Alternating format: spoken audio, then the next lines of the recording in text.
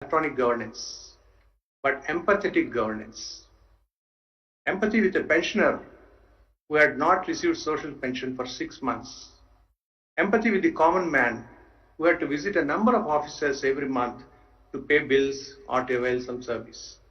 Empathy with the citizen who had to stand in queue for several hours just to apply for a passport, and so on. Projects like e-Seva, me-Seva, and Passport Seva were driven by such empathy and are hugely successful. Today we are in yet another transition, the transition from IT to ET. ET has two meanings. ET can mean ecosystem technologies. ET can also mean emerging technologies. I am fortunate to be playing a role currently in both these spaces. Let me spend a couple of minutes on these two ETs. Let me talk of ecosystem technologies first. Governance does not mean government alone. It includes industry, academia, and NGOs who provide a wide range of services too. Therefore, we can't architect just systems that meet a specific purpose. We need to architect ecosystems. Ecosystem is like a master plan for a city, while a system is like layout within that city. The concept of systems to ecosystems has caught very much in India currently. Last year, I chaired a committee that designed the blueprint for the national digital health ecosystem. The NDHM program has been announced by the Honorable Prime Minister in his recent Independence Day speech. I'm glad to be associated with similar ongoing efforts for designing blueprints for the national digital agricultural ecosystem, national digital education ecosystem, and rural development ecosystem. I'm sure that these ecosystems are going to create huge opportunities for the IT industry and especially the young entrepreneurs and startups to create innovative solutions in these spaces.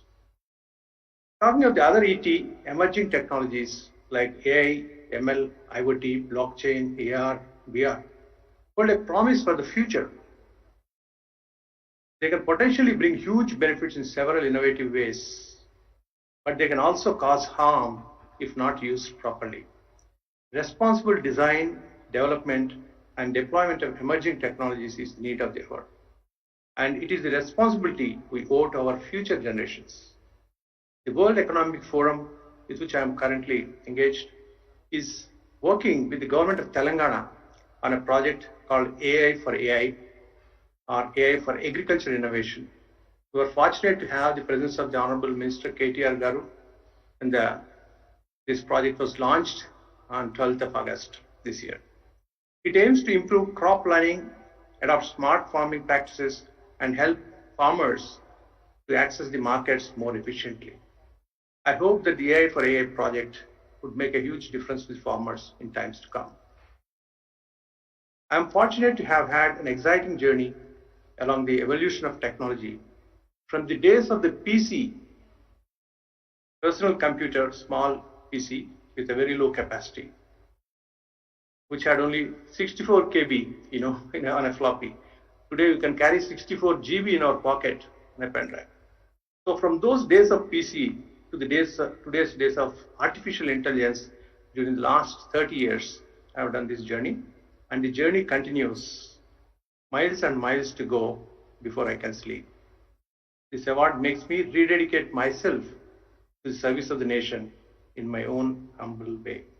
I thank HICIA and I thank you all. All the best. Jai Hind. So congratulations, and we request you to stay on screen for a couple of moments more. We'd like to invite Mr. J.A. Chaudhary to receive the award on your behalf. Please do join us on stage, Mr. J.A. Chaudhary.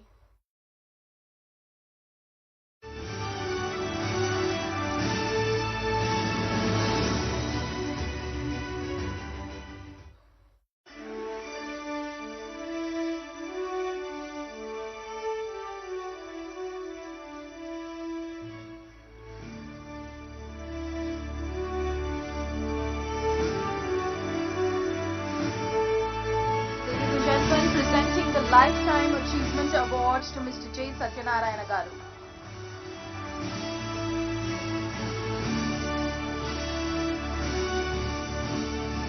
Thank you, sir, and thank you, Jay Garu, for receiving the award on my behalf. I feel really honored. Thank you.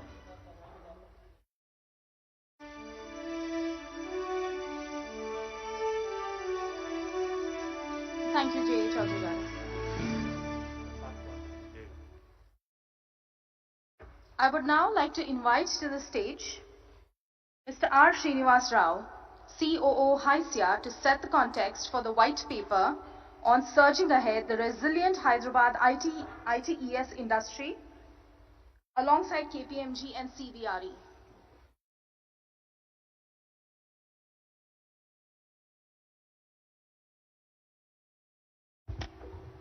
Good evening, everyone. As most of you know, last year HYSIA did a kind of a sales pitch document on Hyderabad along with KPMG and CBRE, and with huge input from government of Telangana, especially Mr. Jayesh Ranjan. So our idea was we do that report again, we update it. It's called Scale at Hyderabad 2 years later. So we thought we will do nothing this year, but this year is anything but normal, and the situation that unfolded gave us reason to come up with this white paper. When too many things were happening, work from home, return to office, and productivity percentages, what will the future look like? So we felt when so much is being talked about, read about, said about, it's time for crystallizing them and come up with a comprehensive and credible, I repeat the word credible, white paper that has inputs from government, HYSIA's own research. We have done 2 surveys, and research from KPMG and research from CBRE. So we have, got together quickly. Mr. Jayesh Ranjan, thank you, Mr. Jayesh. He gave, spent nearly an hour or 2 and gave us, very credible inputs on how the government handled the pandemic and how they also see the future and how they are supporting various sectors and what are the initiatives. And through our surveys, we figured out, how the pandemic was handled in a credible way, authentic information, and how the future is going to look like. So there is a bit of prescription in this, there is a bit of facts, there are quotes from industry leaders. It's a combination of all this. We are happy we brought this out as a responsible, industry association representing Hyderabad industry.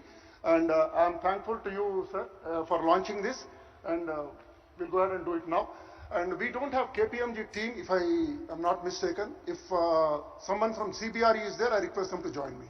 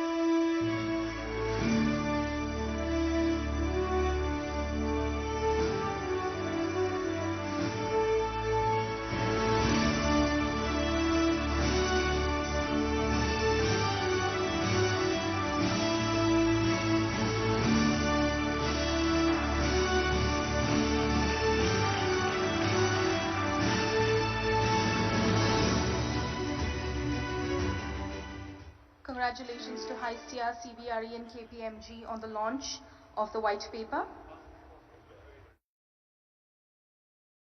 You could reach out to the HYSIA team for a copy of the same.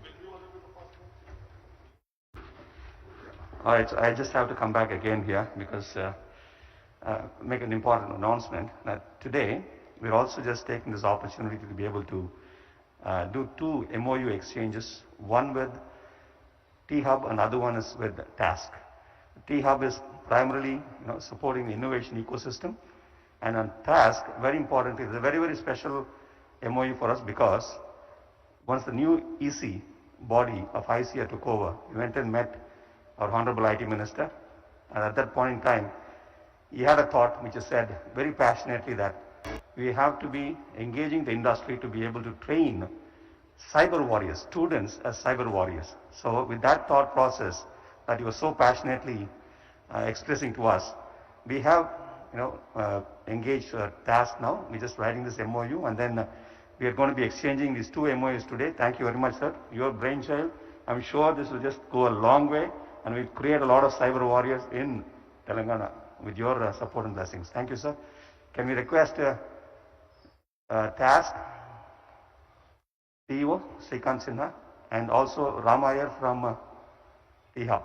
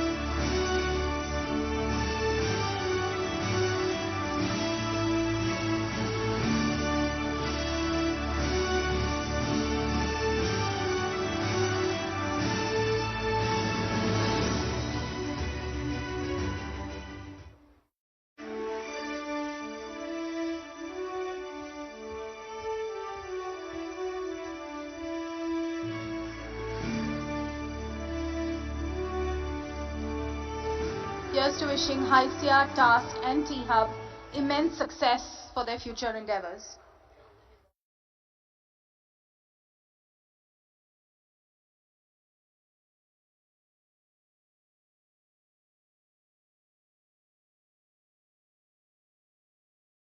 I now request our chief guest to address the audience.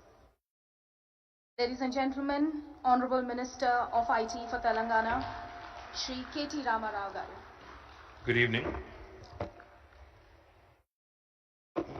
Bharani Arol. Bharani Arol, you're on a roll today actually. That's because I know you've given out too many awards, and you have signed MOUs, and I know even in these COVID times, you've done a lot of very interesting things. So my compliments to you and the entire team of HICIA to begin with. Jayesh, Sajjanar Garu, J. Satyanarayan Garu, to all the distinguished, and eminent people in the gathering. A very warm evening to all of you. As was said by an earlier speaker, this year is anything, but been a very, very interesting year, let me put it that way. Because we've seen too many things happening, and as we speak, we don't know who the American president also is. So a very, very interesting year is what I would like to call it. It has affected all of us, directly, indirectly, governments, individuals, institutions, everybody, in fact, has been impacted. And many, many people, in fact. We are fortunate, the ones who are sitting here, the ones who are listening, and the ones who are receiving awards, and, we are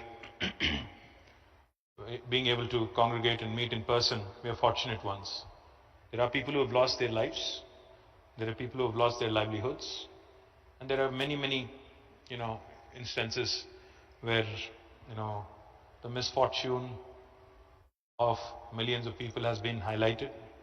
We all remember the millions of migrant workers walking on our national highways this very year during the lockdown. It's been a very, very